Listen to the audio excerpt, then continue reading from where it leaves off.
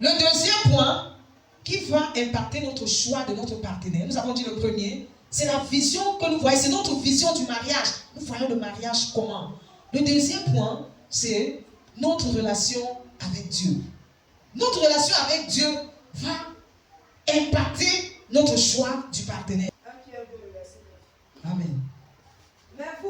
Mais vous êtes une génération choisie. Vous êtes une génération choisie. Une maîtrise royale. Une maîtrise royale. J'aime bien la version qui dit un sacerdoce royal. La version d'Abi. Un sacerdoce royal. Une sainte nation. Une sainte nation. Un peuple particulier. Oh, alléluia. Un peuple particulier. Afin que vous proclamiez les louanges de celui qui vous a appelé hors de l'obscurité à sa merveilleuse lumière. Alléluia. Voilà ce que tout enfant de Dieu a comme alliance avec eux. Tout enfant de Dieu a comme alliance avec le Père. Dieu te dit que tu es une race élue. Tu n'es pas n'importe qui. Si tu sais déjà que je ne suis pas n'importe qui, est-ce que tu vas aller chercher n'importe qui comme partenaire? Hein? Si tu sais que tu es un sacerdoce royal, tu occupes une place de choix. Non, toi là, ton Père t'a mis à part quelque part. Est-ce que tu vas aller chercher n'importe comment un partenaire? Non. Donc, c'est très important de regarder notre alliance avec Dieu.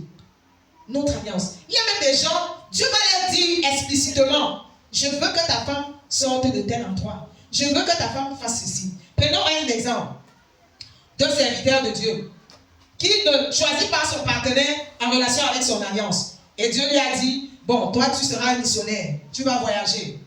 Et il prend le partenaire, arrivé, il se marie. La femme dit non, moi je n'aime pas les voyages, je ne peux pas bouger d'ici. Or la Bible dit que l'homme ne se sépare pas de ça. Maintenant la femme dit que non, moi je ne bouge pas. Moi je ne bouge pas. Imaginons, vous voyez que du coup, l'alliance que tu as avec Dieu va se briser ou va s'effriter. Pourquoi? Parce que tu n'as pas tenu compte de cette alliance-là avant de chercher femme, avant de chercher partenaire. Ou bien pour une femme, est-ce que Dieu l'a appelée? Et lorsqu'elle prend, elle cherche son partenaire, elle tombe sur quelqu'un qui dit que non, les femmes ne doivent pas prêcher. Non. Vous pensez que le partenaire là va accepter son ministère? Vous pensez que le partenaire va l'encourager? Vous pensez que le partenaire va la soutenir? Non. Donc notre alliance est un élément important que nous devons considérer dans le choix du partenaire.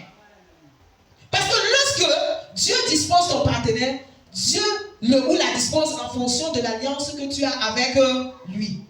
Parce qu'il sait, comme il a dit, que la femme soit l'aide de l'homme. Si tu vas chercher une femme qui n'entre pas dans l'alliance que tu as avec Dieu, comment elle pourrait être ton aide? Au lieu d'être ton aide, elle sera ton détracteur. Au lieu que l'homme soit ton aide, il soit avec toi, il sera ton détracteur. Vous voyez du coup que tu vas aller à côté. Tu ne sauras pas respecter l'alliance, le contrat que tu as pris, que tu as fait avec Dieu. Donc c'est très important, lorsque nous cherchons notre partenaire, pour avoir le bon partenaire, le partenaire doit être aligné à l'alliance que nous avons avec Dieu.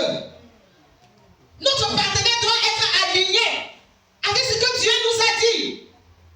Parce que le partenaire vient nous aider à accomplir l'alliance, vient nous aider à accomplir la mission. Le partenaire n'est pas là à côté juste pour nous regarder faire. Même si le partenaire est là à côté, mais de manière directe ou indirecte, influence l'alliance que nous avons avec Dieu, influence la mission que nous avons avec Dieu. La recherche du partenaire n'est pas en dehors de notre alliance. La recherche du partenaire fait partie de notre alliance. C'est un élément intégrant de notre alliance. Donc la recherche du partenaire n'est pas à part et notre alliance est à part. Non. Ça fait partie intégrante de notre alliance avec Dieu. Dans un petit peu, nous allons voir l'impact de l'alliance sur le choix. Comment l'alliance peut impacter, influencer notre choix. Quand Abraham envoie son serviteur, l'alliance qu'il a avec Dieu définit les caractéristiques de la compagne de son fils. Il précise bien qu'elle ne doit pas sortir de Canaan. Elle ne doit pas sortir de Canaan. Que la femme sorte de sa patrie. Pourquoi? Parce qu'il était important que la femme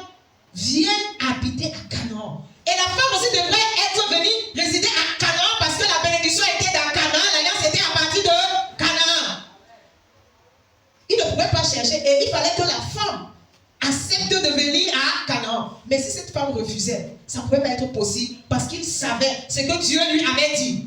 Il savait que Canaan était la terre de la bénédiction.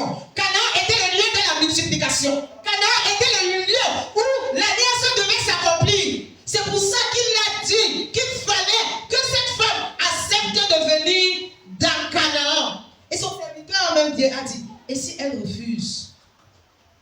Si elle refuse de venir à Canaan? Notre alliance, dans notre alliance, nous devons déjà avoir les éléments du choix de notre partenaire. Notre alliance nous donne déjà les éléments sur lesquels nous pouvons nous baser. C'est pour ça que Abraham pouvait dire à son serviteur, je vais lire, l'Éternel, le Dieu des cieux, qui m'a pris de la maison de mon père et du pays de ma parenté, et qui m'a parlé et qui m'a juré, disant, je donnerai à ta semence ce pays-ci. Lui-même enverra son ange devant toi et tu prendras de là une femme pour mon fils. Donc il fallait que ça soit à Canaan. Voilà un élément qui ressort de l'alliance que Abraham avait avec Dieu pour pouvoir ressortir une caractéristique de la compagne de son fils, du partenaire de son fils. Je voudrais qu'on lise 1 Corinthiens 7, verset 39. Toujours, nous sommes en train de voir comment l'alliance que nous avons avec Dieu impacte un élément crucial pour le choix du partenaire. 1 Corinthiens 7, verset 39. La femme est liée par la loi tout le temps que son mari est en vie. Mais si son mari meurt, elle est libre de se remarier à qui elle veut. Seulement que ce soit dans le Seigneur. Alléluia. Seulement que ça soit dans le Seigneur. Pourquoi? Parce qu'en tant qu'enfant de Dieu, nous on a une alliance avec Dieu. Les choses que les gens ont commencé à sortir, disent que je peux prendre un païen, je vais le convertir. Quand il va venir, je vais le convertir. Je t'ai dit bien aimé, c'est lui qui va te convertir. Parce que la Bible nous dit que c'est le Saint-Esprit qui... C'est le Saint-Esprit qui... Et comment tu peux prendre la charge sur toi de pouvoir convaincre quelqu'un? Pourquoi? Parce que tu refuses de respecter l'alliance que tu as avec Dieu. Tu refuses. Tu regardes à tes pulsions. Tu regardes à tes désirs. Tu ne cherches pas à savoir, est-ce que cette personne-là est née de nouveau? Est-ce que cette personne vit selon Christ? Est-ce que cette personne a confessé Jésus? Tu dois te rassurer que, est-ce qu'il est en Christ? Sinon, tu seras toi-même en train d'aller à côté du serment que tu as fait à Dieu. Lorsqu'on lit le livre de 2 Chroniques 19, 2 jusqu'à 3, nous allons comprendre Josaphat était celui-là qui avait enlevé tous les cerfs, enlevé tous les yeux idoles. Il allait prendre la fille de Akab. L'Éternel envoyait son prophète lui dire, donc maintenant, tu fais les complots avec les gens contre moi. Bien que tu as un corps bon, bien que tu as fait ceci pour moi, bien que tu as fait cela pour moi, mais pourquoi tu te mets avec les méchants contre moi? Et c'est ce que beaucoup font lorsqu'ils recherchent le partenaire. Ils ne prennent pas ceux-là qui marchent selon les voies de Dieu.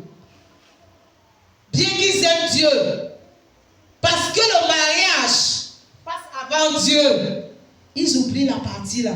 Bien que leur cœur est à Dieu, ils partent se mettre ensemble avec des gens pour lutter contre Dieu. C'est le reproche que Dieu avait fait à Josaphat. C'était quelqu'un de bien. C'était quelqu'un qui avait travaillé beaucoup. Il était venu nettoyer le pays de Juda. Mais il est parti s'allier avec Akab au travers du mariage. Et la colère de Dieu s'est élevée contre lui. La colère de Dieu est montée contre lui. Dieu lui a dit non. Si tu es à moi, tu dois être à moi entièrement. Tu ne peux pas être à moi et tu vas t'allier avec ceux qui sont mes ennemis. Le livre de Galates 5:1 nous dit, ne vous mettez pas sur un joug.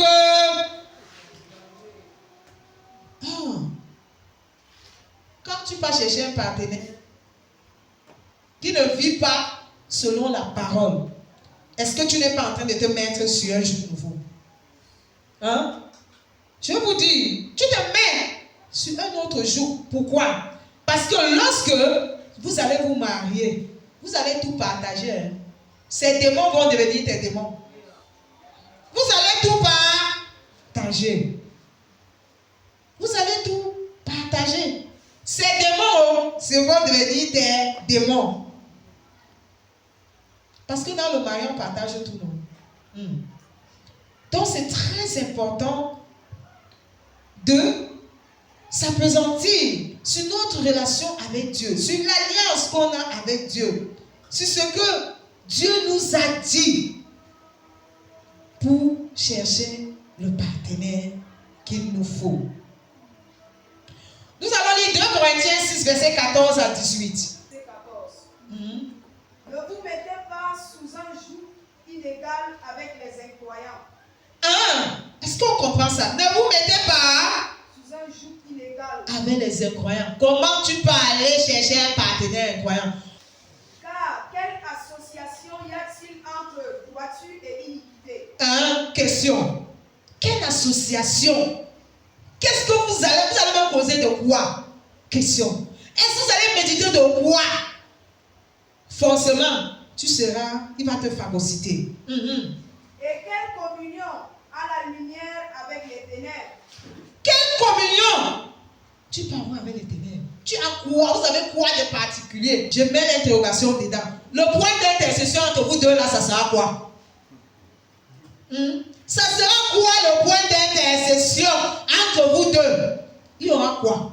Et quel accord entre Christ et Bélial? Ou quelle part a le croyant avec l'infidèle? Mon frère, quand tu prends un partenaire qui ne vit pas selon la parole, tu es en train de forcer l'accord entre Bélial et Jésus. Et quel accord entre le temple de Dieu avec les idoles? Voilà. Vous êtes le temple de Dieu vivant. Comme Dieu a dit, je demeurerai en eux et marcherai en eux, et je serai leur Dieu et ils seront mon peuple. Alléluia. Ouais. C'est pourquoi sortez du milieu d'eux et soyez séparés, dit le Seigneur. Ne touchez pas à ce qui est impur, et je vous recevrai. Et je vous serai un père, et vous serez mes fils et mes filles, dit le Seigneur Tout-Puissant. Alléluia. Dieu dit sortez du milieu d'eux. Moi, je ne sais pas comment les gens comprennent la partie ici. On n'a pas dit entrer du milieu d'eux. On dit sortez. Mais les gens entrent. Sortez du milieu d'eux. Si tu es sorti, comment tu peux rentrer, aller chercher ton partenaire là-bas? Parce que l'alliance que tu as avec Dieu te dit que sors. Ne reste plus là-bas. Sors du milieu d'eux. Tu fais comment pour entrer encore là-bas? Que Dieu nous aide. Alléluia. Et dès le début, lorsque Dieu donnait la loi, Dieu même, c'était un élément que Dieu ne cessait de dire. Il disait, lorsque vous allez arriver là-bas, ne prenez pas pour femme ces gens de là-bas. Et ne donnez pas aussi vos filles. Pourquoi? Parce que vous allez vous mettre à servir Dieu. Lorsque tu vas chercher un partenaire qui n'est pas dans l'alliance, tu dois savoir que à la longue, on ne va pas lire, quand on lit Josué 23, versets 12 à 13, on comprend que ce partenaire-là, demain va t'accabler. Demain sera un point d'achoppement pour toi. Tu seras dans la prison. C'est pour ça que vous voyez, quand on entre après, on se rend compte que c'est la prison. On ne peut plus sortir, on ne peut pas entrer. Pourquoi? Parce qu'il y a les enfants. On est déjà embrigadé, on est bloqué. On n'arrive plus à sortir. Ça devient un fouet pour nous. Ça devient quelque chose qui nous tourmente. Or, le mariage est un lieu d'épanouissement. Moi, avant de me marier, la prière que je disais toujours à Dieu, Seigneur, moi, je veux m'épanouir dans mon mariage. Je disais toujours ça à Dieu. Je veux m'épanouir dans mon mariage, pas en dehors. Et lorsque tu ne respectes pas l'alliance, tu vas voir que le mariage sera un tourment pour toi. Ça sera le début de l'enfer, le mariage. Ça sera un moment le plus amer de ta vie. Mais comme ça sera déjà fait, les enfants seront déjà là. Tu vas dire, ouais, ce n'était pas ces enfants-là. Tu vas commencer à murmurer. Au lieu de servir Dieu, d'apprécier le mariage comme étant sacré, tu seras là en train de murmurer. Pourquoi?